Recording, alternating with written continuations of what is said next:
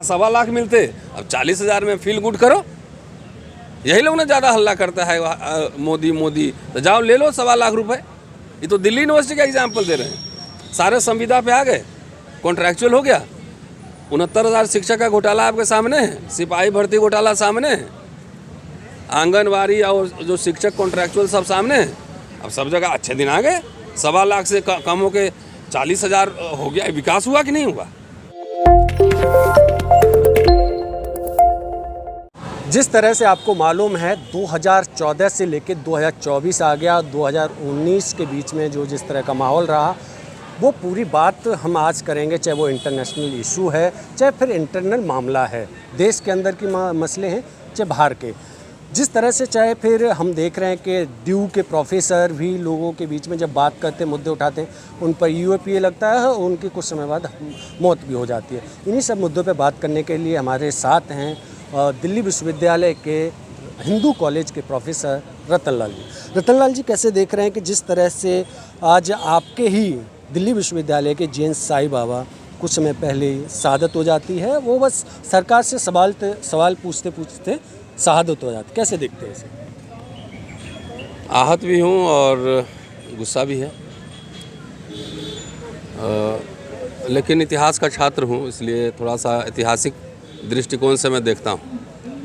अभी देखिए, बिल्किस बानो के हत्यारों को फूलमाला देके स्वागत किया गया था, और अभी 2 दिन पहले गौरी लंकेश के हत्या के जो आरोपी हैं जब निकले तो इन लोगों ने पूरा उनका स्वागत वहाँ पे किया। तो जब देश में ये माहौल हो, जब यूनिवर्सिटी में एक तरह से किलेबंदी होने लगे, विचारों पे ताला लगाने की कोशिश हो, छोटी छोटी बातों पर भावना आहत हो, तो मैं समझता हूँ कि आरएसएस बीजेपी यही करने के लिए देश में हुकूमत में आई थी। अब साईं बाबा साहब के आज यहाँ पे श्रद्धांजलि सभा है, आदरांजलि सभा है, उसमें हम लोग आए हैं। साईं बाबा को जानते थे, दिल्ली यूनिवर्सिटी में पढ़ाते थे, हम लोग कई प्रोटेस्ट में साथ भी रहे हैं। 90% विकलांग आदमी है, उससे खतरा है देश को, नहीं? तो इसका क्या मतलब? जो आदमी मूव नहीं कर सकता है, बेड पे नहीं जा सकता है, वॉशरूम नहीं जा सकता है, उससे देश को, मुल्क को खतरा था। तो क्या इसका क्या मतलब है कि आप सोचने पे भी पाबंदी लगाना चाहते हैं, सोचने पे भी पाबंदी लगाना चाहते हैं। इंटरनेट से मान लो मार्क्सिस्ट लिटरेचर डाउनलोड करना क्राइम है। आप पॉलिटिकल साइंस के स्टूडेंट रहे हैं ना, तो आपके घर में कार्ल मार्क्स में तो किताब होगी, समाजवाद, मार्क्सवाद आपने पढ़ा होगा। मैं इतिहास का छात्र हूँ, तो हमारे घर पे आइए तो कार्ल मार्क्स, लेनिन भी मिलेंगे और बाबा साहब भी मिलेंगे, फुले सब मिलेंगे, है ना? तो क्या सोचने पे जब पाबंदी लगाने की जब कवायद शुरू हो जाए कि सबको डराओ कि सोच ही नहीं पाए, तो इस समझिए कि दुनिया के तानाशाही में क्रूरतम रूप है। तानाशाह लोग क्या करते हैं? इंटेलेक्चुअल्स को जो है ना दफना देते हैं, कोई सवाल नहीं पूछे। ये डेमोक्रेसी है, और डेमोक्रेसी का मतलब ये नहीं है कि हम एक विचार को मानते हैं और एक साथ रहते हैं। डेमोक्रेसी का मतलब है कि हम लोग डिफरेंट विचार को मानते हैं और तभी एक साथ रहते हैं, यही डेमोक्रेसी है। कोई मार्क्सिस्ट हो सकता है, कोई सोशलिस्ट हो सकता है, कोई सेंट्रिस्ट हो सकता है, कोई कैपिटलिस्ट हो सकता है, कोई राइटिस्ट हो सकता है, हो सकता है। लेकिन जीएन साईं बाबा पे जिस तरह से उनको यूएपीए लगाया गया, जिसके खिलाफ वो लड़ रहे थे, मतलब त्रासदी है कि जिस कानून के खिलाफ वो लड़ रहे थे वही कानून के अंदर उनको जेल में डाल दिया गया। तो जिस तरह से उन पे लगाया गया और 10 साल जेल में रखा गया, और मैंने उनका इंटरव्यू सुना सोशल मीडिया पर कि समय पे दवा नहीं मिलती थी, बाथरूम नहीं जा सकते थे, और मतलब टॉर्चरस स्थिति में रहे वो 10 साल। तो जो आदमी ऑलरेडी विकलांग हो, जो 90% डैमेज हो, और 10 साल उसको टाइम पे दवा, खाना, केयर नहीं मिली, तो इसका मतलब कि और डिजीज़ को आप इनवाइट कर रहे हैं ना, और डिजीज़ को इनवाइट कर रहे हैं। तो एक होता है कि ऐसे आप किसी को मार दीजिए, एक होता है मतलब मीठी गोली दे के मारना, स्वीट पॉइजन। तो यही इसी दौर में तो अर्बन नक्सल शुरू, हाँ भाई, है ना? हम लोग को तो इनसे जिसकी असहमति है सब नक्सल है ना? इनसे आज बहराइची में क्या हो रहा है, अब तो वीडियो सामने आ गया कि आप किसी के घर पे चढ़ के और उसके हरे झंडे को उतार के और भगवा झंडा लहरा रहे हैं। दशहरे पे भागवत का भाषण सुन लीजिए। इसलिए मैंने कहा ना कि आरएसएस बीजेपी का फिलॉसफी मैं समझता हूँ कि हम लोग तो पहले भी इस यूनिवर्सिटी में रहे लंबे समय से। यहाँ कितना डिबेट्स होते थे, लोग बोलते थे, लिखते थे। अब तो सोशल मीडिया पे एक पोस्ट लिख दो तो गिरफ्तारी हो जाती है। एक कॉमन फिनोमेना बन गया है। तो इसका क्या मतलब, इतना कायर सरकार है ये। और किसी की भावना आहत हो रही तो कोई पैरामीटर है, डिग्री है कि मेरा इतना भावना आहत हुआ, कहीं दंगे फसाद हुए? ये तो स्पॉन्सर्ड कर रही दंगा स्पॉन्सर्ड कर रही, स्पॉन्सर्ड है ये पूरा, स्टेट स्पॉन्सर्ड ये सब जो हो रहा है। तो ऐसे सरकार से क्या उम्मीद करें? लेकिन जो लड़ाई साईं बाबा लड़ रहे थे वो लड़ाई अभी रुकेगी नहीं। लेकिन सर, जो उत्तर प्रदेश का आपने जिक्र किया है, जहाँ पर देख रहे हैं किसी विशेष धर्म के, जय मुस्लिम धर्म की बात करें, उनकी छत पे जाके झंडा फहराना या कुछ है, ये पहली बार नहीं हो रहा है, ये पहले भी देखा गया। तो भाई यहाँ पे हम लोग इकट्ठा होते हैं 100 लोग, तो देख रहे हो 100 लोग 200 पुलिस खड़ा हो जाता है यहाँ पे, ये इसी जगह दिल्ली यूनिवर्सिटी में। और जब ये प्रोसेशन निकलना है, उस भीड़ में जो वीडियो बन रहा था, जो झंडा उतारते, वो कहीं पुलिस नज़र आई आपको? यहाँ तो ये प्रोटेस्ट करने के लिए पुलिस से परमिशन लेना पड़ता है, और इतना बड़ा रैली जुलूस जा रहा है, और उसमें क्या उसका पुलिस ने रूट बनाया? पुलिस थी वहाँ पर। तो जो भागवत जो 12 तारीख को हिंदू को एकजुट रहना है, दलित के घर जाओ, उससे दोस्ती करो, उससे आत्मीयता बढ़ेगी, सब हिंदू एक करो। लेकिन दलित का जब मूछ मर्डर होता है, रेप होता है, तब भागवत की आवाज़ नहीं निकलती है ना। जब उनकी हकवारी होती है, जब घोड़े से उतार के मार दिया जाता है, मटका से पानी पीने पे बच्चे को मार देता है मास्टर, तो उस समय भागवत हिंदू एकता की बात नहीं करते हैं। तो असली एजेंडा तो बेसिकली मुसलमान से तो एक नेचुरल नफरत है, लेकिन उससे भी ज़्यादा इनको नफरत दलितों से है। भाई मनुस्मृति मुसलमानों के बारे में लिखा गया है, नहीं लिखा गया ना। वो ईसाइयों के बारे में लिखा गया है, वो सिखों के बारे में लिखा गया। किसके बारे में लिखा गया है? वो हिंदुओं के बारे में लिखा गया है मनुस्मृति। महिलाओं के, हिंदू महिलाओं के बारे में लिखा गया, ईसाई महिलाओं के बारे में नहीं लिखा गया। तो इतनी एकता की बात कर रहे हैं अगर भागवत, तो खाली ये माफ़ी मांग ले कि ऑर्गेनाइजर में जो हमने आर्टिकल RSS ने छापा था कि हम इस संविधान को नहीं मानते, वो स्टेटमेंट हम वापस लेते हैं, माफ़ी मांगते हैं, हम संविधान को मानते हैं और सबको एक करेंगे, समानता पे रखेंगे, ये तो दे दे स्टेटमेंट। तो वो पूरा एक मैसेज दे रहे हैं, अनकहा मैसेज है। और इसका एनालिसिस करेंगे तो बहुत सारे फोर्सेज इस तरह से काम करते हैं, आपको दिख जाएंगे, जो आप सामने रिजल्ट है। 12 को ही स्टेटमेंट है, उसका रिएक्शन देख लीजिए। योगी सरकार जहाँ की हर जगह बुलडोजर उसका कुछ ही घर को पहचानता है, और इतना प्रचंड बहुमत से दिख नहीं रहा है, तो इसको देखना कैसे है? तो सीधा स्पॉन्सर्ड है भाई। तो इसमें लॉ एंड ऑर्डर फेलियर है कि पूरी सरकार का इसमें पूरी दाल काली है।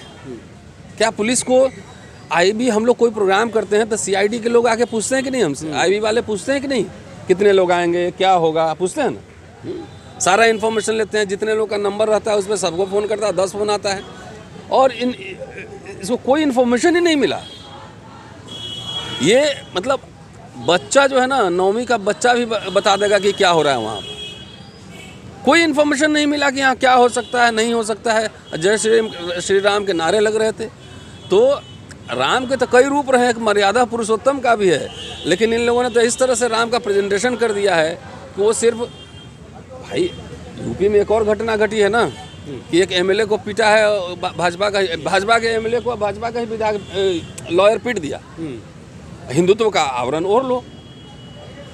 जितना एक ब्राह्मण लड़का गोमांस के चक्कर में मारा गया ना, तो भाई हाथ में मशाल लेके जो है ना, कोयले के खदान में रोशनी नहीं करते हैं। मेरी बात समझे? सर, आपकी जो जितने भी इंटेलेक्चुअल हैं, सिविल सोसाइटी के लोग हैं, क्या जो दलित वर्ग है उस तक आप लोगों की आवाज़ पहुंच रही है? क्योंकि आज से पहले देख रहे थे कि जिस भी दंगे में होते थे तो ज़्यादातर दलितों के नाम आते थे, चाहे मरने में या मारने में। अब कुछ ट्रेंड बदल रहा है, इसे कैसे देख रहे हैं? कहाँ बदल रहा है? अभी जो हुआ है वहाँ पर जो अभी भी भीड़ भाड़ में तो लोग हैं ना। देखिए, मैं बोलूँगा तो इसमें दलित नेता सब नाराज हो जाता है मेरे से कि कम से कम RSS जो है ना, फिक्टिशियस हिंदुआइजेशन ही, झूठ मूठ का हिंदुआइजेशन करे।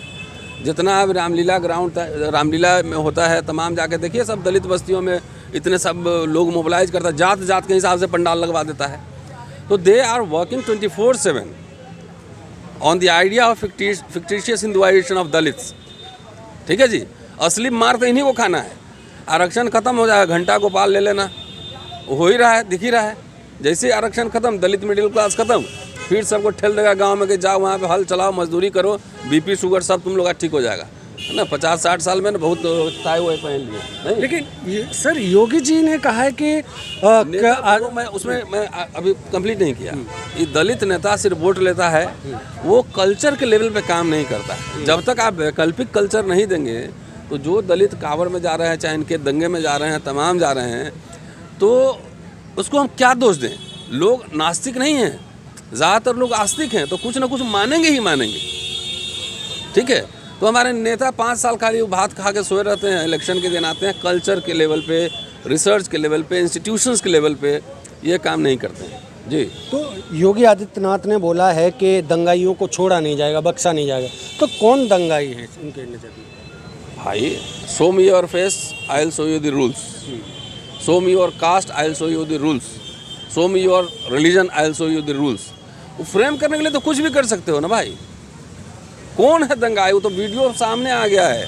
हिम्मत है तो गिरफ्तार करो, गिरफ्तार करो ना। किसने रोका है आपको? भाई, किसी के घर पे जाके और इस तरीके से करना, आपके घर पे कोई ऐसा पहुंच जाए, क्या करोगे? सेल्फ डिफेंस करोगे कि नहीं करोगे?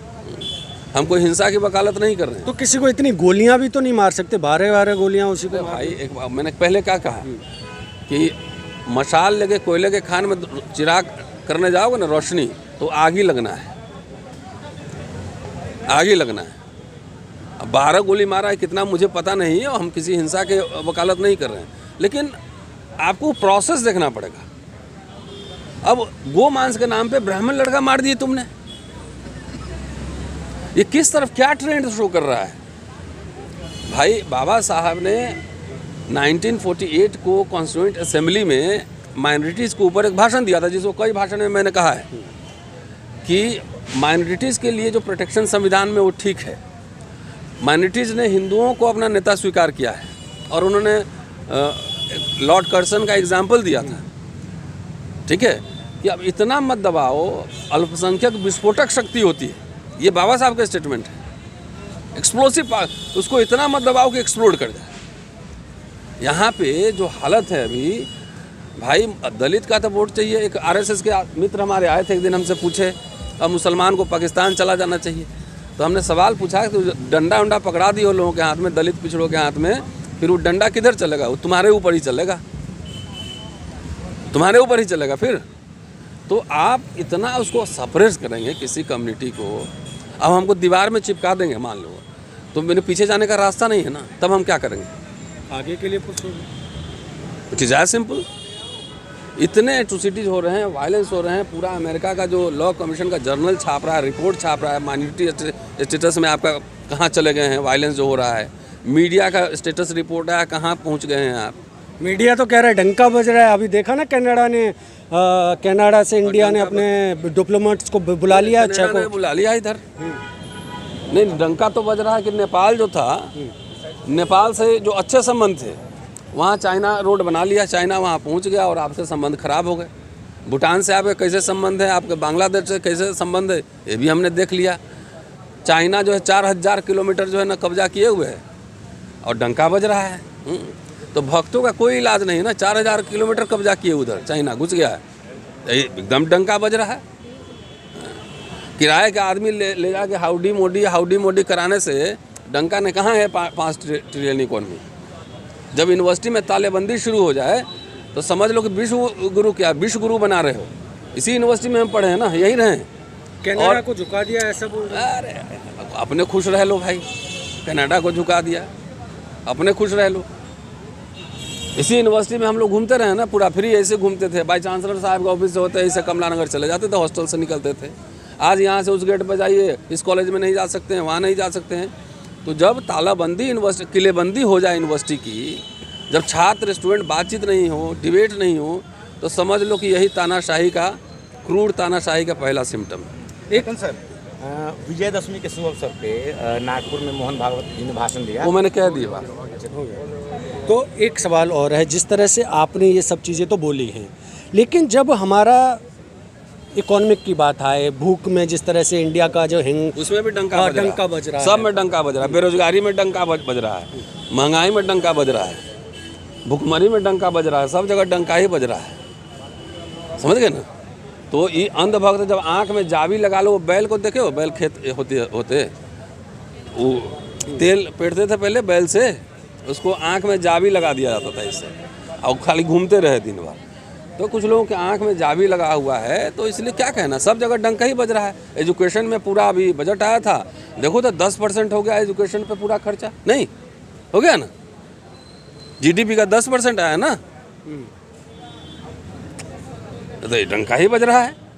पहले यहाँ पे देखो कितना बढ़िया है, जितने अभी अपॉइंटमेंट हुए दिल्ली यूनिवर्सिटी में, सब ज़्यादातर अपर कास्ट सवर्ण हुए हैं, ठीक है, जो गेस्ट लेक्चरर। पहले मान लो हम लोग छुट्टी पे जाते थे 2 साल के लिए, तो हमारे जगह एडहॉक या टेम्पररी अपॉइंटमेंट होता था, तो एडहॉक को पूरा 1.25 लाख रुपया सैलरी आज के हिसाब से मिलता था। कि आज अगर एडहॉक अपॉइंटमेंट होता तो एक टीचर को 1.25 लाख महीना मिलता। वो तो खत्म कर दिया। तो अच्छे दिन आए ना, जाके पूछो प्रोफेसरों से, जो हाउडी मोदी या डंका बजा रहे थे वो सब हिंदू ही तो है, और कौन है? जो पढ़ा रहे हैं यहाँ पे 40,000 पे, गुलामगिरी कर रहा है पूरा 40,000 पे, अभी सिलेक्शन कमेटी इंटरव्यू पाँव पकड़ते चल रहा है सबका। तो कितना अच्छे दिन आ गए प्रोफेसरों के, कहाँ 1.25 लाख मिलते, अब 40,000 में फील गुड करो। यही लोग ना ज़्यादा हल्ला करता है मोदी मोदी, तो जाओ ले लो 1.25 लाख रुपए। ये तो दिल्ली यूनिवर्सिटी का एग्जाम्पल दे रहे हैं, सारे संविदा पे आ गए, कॉन्ट्रैक्चुअल हो गया। 69,000 शिक्षक का घोटाला आपके सामने है, सिपाही भर्ती घोटाला सामने है, आंगनवाड़ी और जो शिक्षक कॉन्ट्रैक्चुअल सब सामने है। अब सब जगह अच्छे दिन आ गए, 1.25 लाख से कम हो के 40,000 हो गया। विकास हुआ कि नहीं हुआ? बहुत बड़ा विकास हुआ ना ये तो दिल्ली यूनिवर्सिटी में तब भी 40,000 मिला, किसी जगह तो 8,000 में पढ़ा रहा है। और जिस देश में प्रोफेसर 8,000 में पढ़ा है, उसको तो एकदम निश्चित रूप से विश्व गुरु बनना है, वो तो दुनिया में डंका बजना ही है। तो इंटरनल जितने इशू हैं उन पर फायदा किसको हो रहा है? ये दंगा हो रहे हैं, फायदा अडानी अंबानी आरएसएस का हो रहा है पूरा, इनके जो शासन में उनके मजे हो रहे हैं, और किसका हो रहा है? और ये बिजनेसमैन लोग नहीं जानते हैं। हमारे क्लास में स्टूडेंट हैं कुछ बिजनेस कम्युनिटी के, हमने कहा कि देखो ये जो पैसा स्पॉन्सर कर रहे हो इस तरह के राइट विंग फोर्सेस को, दंगाइयों को, और तुम्हें पता है कि जब दंगे भड़कते हैं तो सबसे बड़ा नुकसान किसका होता है? उन्हीं का। चांदनी चौक अगर 10 दिन के लिए बंद हो जाए तो कितना अरब का नुकसान हो जाएगा, सोच लो। तो ये लोग अभी बात नहीं समझ रहा है कि वही मशाल लेके जाओगे चिराग करने खदान में, ना तो आग ही लगना है। तो क्या क्रिमिनल पॉलिटिक्स का जन्म हो रहा है, क्या हो चुका है? अब क्या कहा जाए, उतार चढ़ाव आपने महाराष्ट्र में भी देख ही लिया। पॉलिटिकल किलिंग वहाँ हुआ ना, पॉलिटिकल लीडर की किलिंग हुई ना। तो यहाँ तो हंटिंग हो रहा है, जो डिसएग्रीमेंट है सबको ईडी में फंसा दो, सबको सीबीआई में फंसा दो। अब हमारे जैसे आम आदमी से भी अगर देश में खतरा हो गया है तो मेरे भी गिरफ्तारी करा ही दी ना, तो कराओ, जेल भेजो, क्या है। लेकिन शिक्षक होने का, विश्वविद्यालय में काम करने का जो धर्म है, वो धर्म हम निभाएंगे। कांग्रेस की सरकार थी, सवाल तो कपिल सिब्बल से भी हमने पूछे थे, तो उस समय तो आपको गुदगुदी लग रहा था, अच्छा लग रहा था। और आपसे सवाल पूछ रहे हैं तो आपको चिढ़ मच रही है। तो सवाल तो पूछा जाएगा। विश्वविद्यालय का सिर्फ और एक लाइन में समराइज करूं क्या काम है, तो इसका काम है साइंटिफिक टेम्परामेंट डेवलप करना और लगातार सवाल पूछते रहना। लास्ट सवाल है, एक है कि जिस तरह से आपने महाराष्ट्र की बात की, गृह मंत्रालय से आदेश आया है कि जो बिश्नोई है उसको आप महाराष्ट्र नहीं ला सकते हैं, आपको वहीं पूछताछ कर सकते हैं, बाकी आप उस पर एक्शन नहीं। अभी बहुत पढ़ते उसमें से खुलेंगे ना कि आखिर कौन किसको प्रोटेक्शन दे रहा है, किसका। अभी तो कनाडा का मसला देख ही रहे हो। तो हम लोग कनाडा ने भी यही आरोप लगाया है। हम लोग जर्नलिस्ट भी नहीं है ना, पॉलिटिकल साइंटिस्ट हैं, ना खुफिया विभाग में काम करते हैं। तो जो सोशल मीडिया में तैर रहा है वो देख रहे हैं कि क्या लिंकेजेज इस्टेब्लिश हो रहा है। लिंकेजेज जो इस्टेब्लिश हो रहा है ना, वो तो क्लियर कट है, वो सबको आम आदमी बता देगा क्या चल रहा है। कनाडा गलत आरोप लगा रहा है, कह रहा है इंडिया से। चलिए, अब ये तो डिप्लोमेटिक मैटर है, कोई एक दूसरे पे आरोप लगाते ही रहेंगे, लेकिन अल्टीमेटली उनके पास भी कुछ इन्फॉर्मेशन होगा ना, ऐसे थोड़ी कर रहा होगा। भारत भी कह रहा था कुछ इन्फॉर्मेशन होगा। Let's see what happens.